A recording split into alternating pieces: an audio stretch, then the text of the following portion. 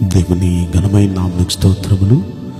ఈ వాగ్దానం వింటున్న మీకందరికీ మన ప్రభువును ప్రియ రక్షకుడైన యేసుక్రీస్తు నామములో శుభములు, మా హృదయపూర్వకమైన వందనములు తెలియచేస్తున్నాం.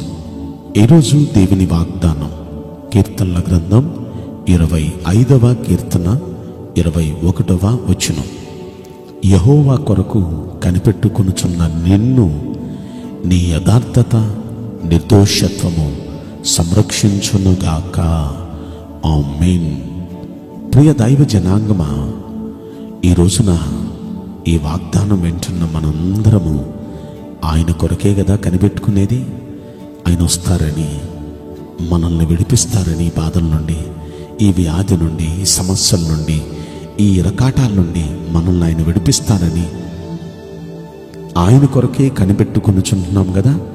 అలా కనిపెట్టుకుంటున్న మనల్ని ఖచ్చితంగా ఆయన సంరక్షిస్తాడు. అయితే అలా సంరక్షించడానికి గల కారణం మన యథార్థతే, మన నిర్దోషత్వమే. ఆయన్ని నమ్ముకొని ఆయన కొరకు కనిపెట్టుకుంటున్న మనం ఎలా ఉండాలంటే యథార్థంగా ఉండాలి. మన దగ్గరకు వచ్చి ఆయన మనం రక్షించాలంటే మనం యథార్థంగా ఉండాలి. మాయ బ్రతుకు, మాయ మాటలు, అబద్ధాలు ఈ వదిలిపెట్టేయాలి. నిర్దోషిగా ఉండాలి.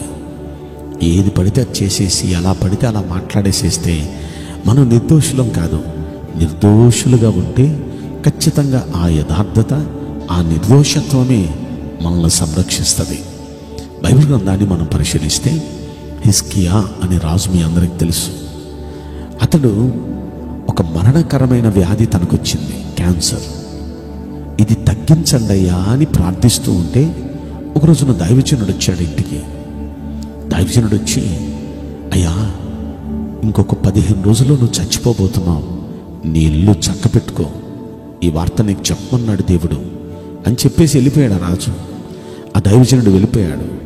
అతడు వెళ్ళనిచ్చి ఈ రాజు గోడ తట్టు ముఖం తిప్పుకొని కన్నీళ్లు విడుస్తూ ఇలా ప్రార్థన చేశాడు. యెహోవా, యథార్థ హృదయుడనై సత్యముతో నీ సన్నిధిని నేనెట్లు నడుచుకుంటును, నీ దృష్టికి అనుకూలంగా సమస్తము నేనెట్లు జరిగించుతును, కృపతో జ్ఞాపకం చేసుకో అని హిజ్కియా ప్రార్థించాడు. ఈ సంగతి 2వ రాజుల గ్రంథం 20వ అధ్యాయం 3వ వచనంలో మనం చూడొచ్చు. హిజ్కియా అతని కన్నీటి ప్రార్థనకే కాదు, కేవలం దేవుడు రెస్పాండ్ అయింది. అతను అలా కన్నీళ్లు కారుస్తూ ప్రార్థించే ఆ ప్రార్థన అంశంలో మొదటి మాట అంటాడు, అయ్యా యథార్థ హృదయుడనై నేను ఎలా ఉన్నానో ఒకసారి జ్ఞాపకం చేసుకో అయ్యా అంటున్నాడు. దేవుడు నిజంగా ఆయన యథార్థతను జ్ఞాపకం చేసుకున్నప్పుడు ఆయన మీద దయ వచ్చేసింది దేవుడికి. అయ్యా నువ్వు ఎంతో యథార్థవంతుడే, నీ ప్రార్థన విన్నాను, నీ ఆయుష్కాలం పొడిగిస్తున్నాను, నిన్ను బాగు చేస్తున్నాను, నీ 15 రోజుల ఆయుష్కాలాన్ని 15 సంవత్సరాలుగా పొడిగిస్తున్నాను. దేవుడు పొడిగించాడు. నిజంగా ఎలా సంరక్షించాడండి. ఆయన్ని సంరక్షించడానికి గల కారణం ఆయన యథార్థత. ఈయన యథార్థంగా లేకుండా ఎంత కన్నీళ్లు కార్చి ప్రార్థిస్తే మాత్రం ఆయన కాపాడబడేవాడు. కనుక ఈ రోజున ఈ వాగ్దానం వింటున్న ప్రియ దైవ జనాంగమా, అన్ని అబద్ధాలే, అన్ని మోసాలే చేస్తూ ఎంత ప్రార్థన చేస్తే మాత్రం ఉపయోగం ఏముంది? ప్రార్థించే మనం, కన్నీళ్లు కార్చి ప్రార్థించే మనం యథార్థంగా ఉందాం. అలా యథార్థంగా ఉంటే ఆ యథార్థతే మనల్ని సంరక్షిస్తుంది. రెండోది అంటున్నాడు నిర్దోషత్వం. భక్తి చేసే మనం నిర్దోషులుగా ఉండాలి. ఆ నిర్దోషత్వమే మనల్ని సంరక్షిస్తుంది. బైబిల్ గ్రంథంలో మరొక దైవజనుడి గురించి మీకు చెప్పాలి నేను. దానియేలు అనే భక్తుడు మీ అందరికి తెలుసు కదా. అతని సింహాల గుహలో వేసేశారు అందరూ కుట్ర చేసి. రాజు దానియేలు అంటే చాలా ఇష్టం. ఆ రాత్రి దానియేలు కొరకు ప్రార్థన చేస్తాడయ్యా, నిన్ను నమ్ముకున్న భక్తుడయ్యా, అయ్యా నువ్వంటే తనకెంతో ఇష్టం, నీ భక్తుని నువ్వే కాపాడయ్యా సింహాల గుహలో అని ఆ దేవుణ్ణి రాజు కూడా ప్రార్థన చేస్తాడు. ఒక అన్యుడైన రాజు. దేవుడు ఎంత అద్భుతంగా కాపాడాడంటే పొద్దున్నే గుహ దగ్గరికి వచ్చి అసలు దానియేలు ఉన్నాడా లేదా చూద్దామని రహస్యంగా చూస్తే సింహాలు చుట్టూ ఉన్నాయి. మధ్యలో మోకాళ్ళేసి దానియేలు ప్రార్థన చేస్తున్నాడు. వెంటనే రాజు అంటాడు, ఎంత గొప్ప దేవుడయ్యా నీ దేవుడు, ఎంత గొప్ప భక్తయ్యా నీ భక్తి, నువ్వు నిత్యం సేవిస్తున్న దేవుడు ఎంత గొప్ప దేవుడు, నిన్ను ఇలాంటి పరిస్థితుల్లో రక్షించనా అని ప్రార్థన చేస్తే, అయ్యా నన్ను రక్షించడానికి కారణం ఏంటో చెప్పనా, నేను నా దేవుని దృష్టికి నిర్దోషిగా కనబడ్డాను, అందుకే నన్ను రక్షించడానికి నా తరపున ఈ సింహాలతో పోరాడి సింహాల నోళ్ళు ముయ్యటానికి దేవుడు తన దూతను పంపించాడు అంటాడు దానియేలు గ్రంథం 6:22. అతడు నిర్దోషిగా దేవునికి కనబడ్డాడు, అందుకే దేవుడు తన దూతను పంపించాడు.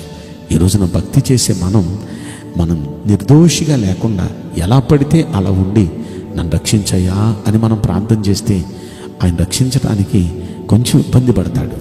అలా కాకుండా మనం నిర్దోషి ఉంటే ఆ నిర్దోషత్వమే మనల్ని రక్షిస్తుంది. మనం యథార్థంగా ఉంటే ఆ యథార్థతే మనల్ని సంరక్షిస్తుంది. కాబట్టి ఎకనైనా ఆయన కోసం కనిపెడుతున్న మనం యథార్థంగా నిర్దోషత్వంగా ఉందామా?